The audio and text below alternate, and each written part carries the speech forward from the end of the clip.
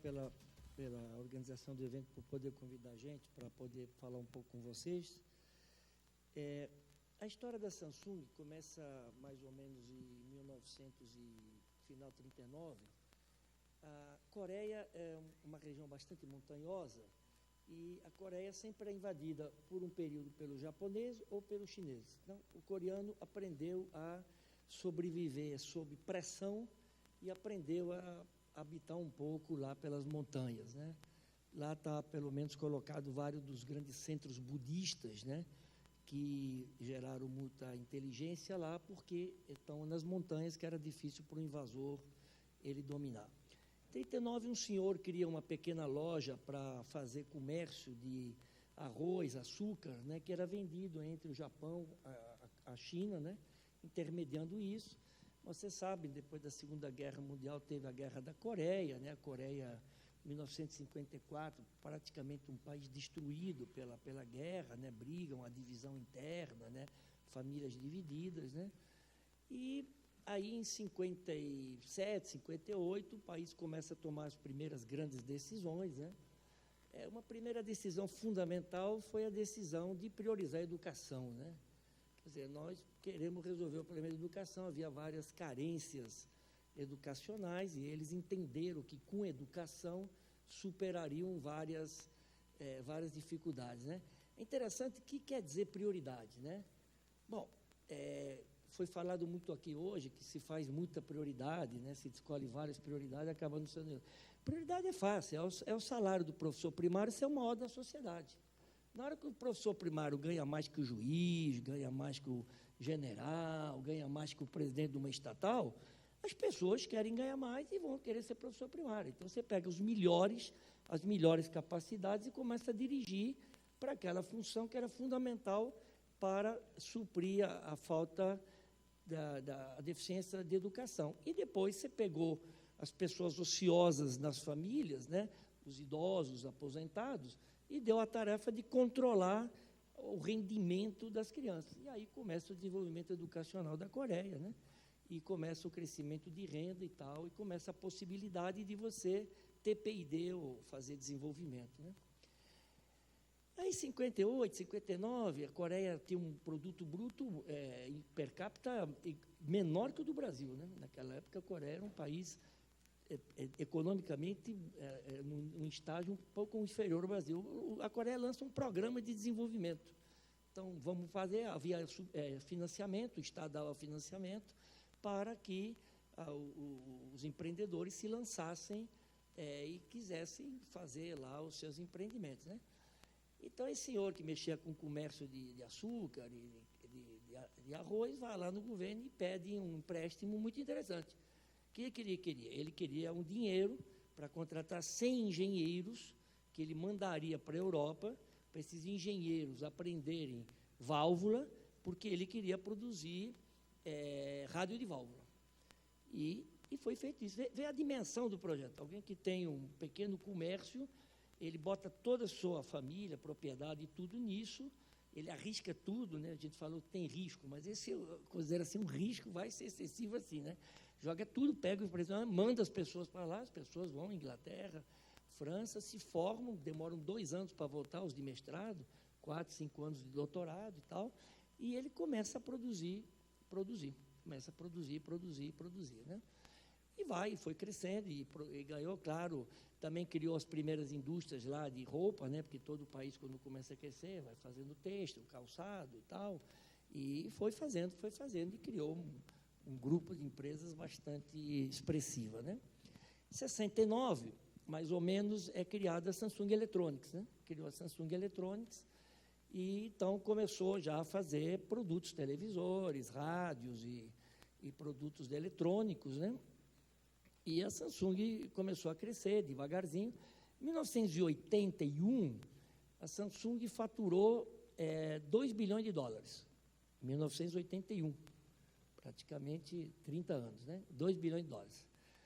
Lá na Samsung tem uma história muito interessante. Na Samsung, num dos prédios da Samsung, se colocou 11 espaços para homenagear as 11 pessoas mais importantes na vida da Samsung. Desses 11 espaços, só um está ocupado, que era um professor da universidade que convenceu a Samsung a investir em semicondutores. E que, obviamente, lá por 82, fez a Samsung dominar o ciclo de semicondutores. E fez a Samsung chegar, no ano passado, a um faturamento de 188 bilhões de dólares, fazendo esses produtos que a gente consome. Quer dizer, a grande vertente do crescimento exponencial da Samsung é quando ela domina a tecnologia dos semicondutores e, com isso, ela possa fazer. Bom, aí, a Samsung, você está começando a fazer eletrônica de consumo, mas hoje a Samsung é líder porque, há uns 20 anos atrás, se fez uma estratégia de que se jogou essa palavra que hoje é muito falada e demais falada. A Samsung, há 20 anos atrás, disse o seguinte: nós vamos investir na convergência. Nós vamos investir na convergência. Então, nós precisamos pegar aquilo que o cidadão precisa para o seu trabalho, que precisa para o seu lazer, que precisa para o seu processamento, e vamos apostar nisso. E vamos criar uma estrutura de desenvolvimento de capacidades para poder chegar a isso. Porque quando o mundo for chegando a isso, nós vamos ter essas tecnologias para poder o serviço. Que é o momento que está acontecendo agora. Esse momento, até 4 anos atrás, o produto que a gente fazia processamento era o computador e só fazia aquilo. A televisão fazia o entretenimento.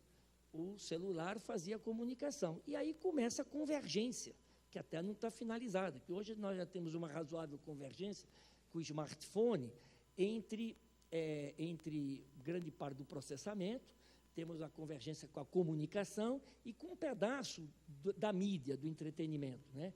Que ainda você tem um grande acesso à mídia, alguma limitação de banda, mas nem toda a mídia ainda consegue entrar. Então, você ainda tem um espaço bastante grande via convergência e essa unidade de linhas estratégicas, você avançar, né? Bom, isso, então, vou também dominar os componentes, que, na verdade, os produtos finais serão somatória de componentes, né? São montagem de componentes, então eu preciso dominar os displays, preciso dominar os semicondutores, preciso dominar uma série de componentes para poder disputar a liderança do Mundial. E aí foi indo a história e o mundo foi acontecendo disso, né? A Samsung, hoje, ela tem, cada 4 funcionários, um está no centro de pesquisa e desenvolvimento. Então, são mais ou menos 100 mil funcionários no mundo, tem 25 mil em P&D, em centros de P&D, né? A Samsung gasta no entorno de 10% do seu faturamento em P&D. Tem ano que cresce muito o faturamento, você fica um pouco abaixo, investe bastante, né? Esse ano está sendo feito muitos investimentos nos Estados Unidos, nós estamos fazendo um enorme investimento para aumentar a nossa presença no Vale do Silício, né? Que já era grande, mas a gente precisa, né? Mais do que precisa ampliar bastante lá, que é um foco de desenvolvimento mundial bastante grande.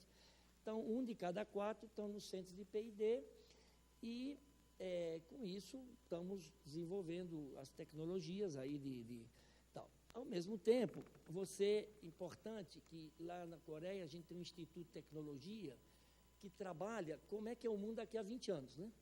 Então, se trabalha com as tecnologias daqui a 20 anos para poder fazer a linha de crescimento da empresa em direção àquelas tecnologias que vão frutar isso. Obviamente, hoje em dia, você não pode mais falar só em P&D clássico, né?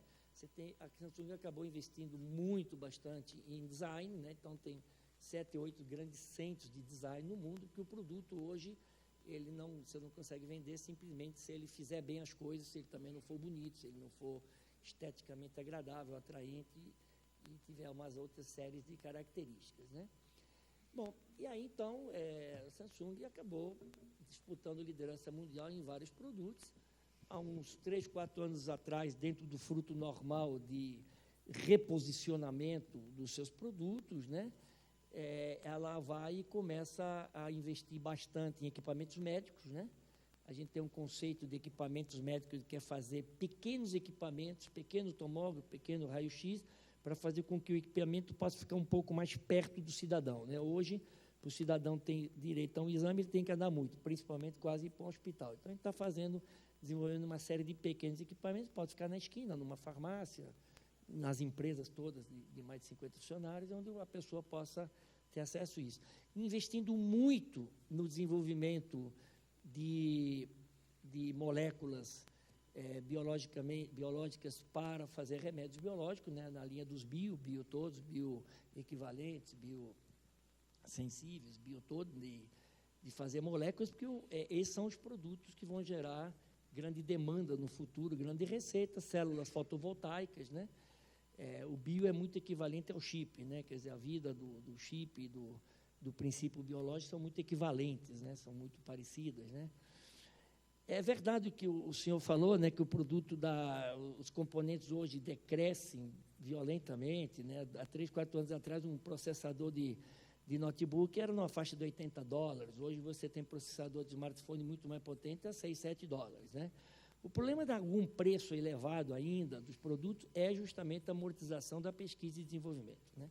Quer dizer, cada vez mais esse setor demanda volumes de pesquisa e desenvolvimento para suprir essas necessidades ou para chegar a esses produtos que são demandados, extremamente fantásticos, que tem que ser amortizado. E o pior, tem que ser amortizado em prazos muito curtos, né?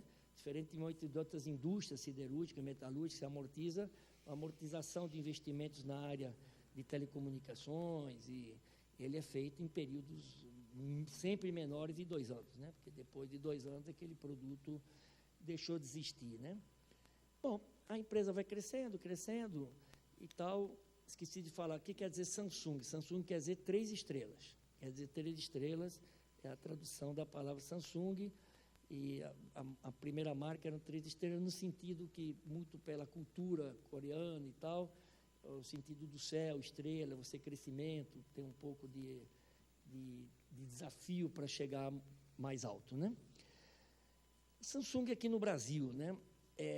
Diferentemente das empresas americanas, alemãs, que já estão aqui há mais de 100 anos, né? Telégrafo foi instalado aqui há mais de 120 anos, 130 anos, diferentemente dos japoneses, que eu acho que já estão aqui há uns 80 anos, né? O coreano tem 25 anos no Brasil. A primeira linha de produção coreana aqui da Samsung foi instalada em 96. Nós estamos 25 anos de... Então, o coreano ainda está engatinhando de conhecer o país. Ele está culturalmente está muito complicado, porque são princípios culturais totalmente diferentes, e ele está se chegando, né? Bom, em 96, 2000, a Samsung era a empresa classificada em 126 do faturamento, né? Esse ano, agora, na última pesquisa da Exame, nós já chegamos em 33 em faturamento, e o crescimento que nós estamos esse ano, nós vamos chegar perto de 20 no ano que vem. A gente hoje tem 2 fábricas, uma em Manaus e outra em Campinas, e parte principal, pesquisa e desenvolvimento. A gente, no ano passado, gastou 280 milhões de reais em pesquisa e desenvolvimento aqui no Brasil. Nossa. Nós fechamos o ano com 1.500 pessoas full-time em pesquisa e desenvolvimento, só fazendo pesquisa e desenvolvimento. Mais ou menos metade dentro da empresa e metade contratadas em centros de pesquisa, universidades.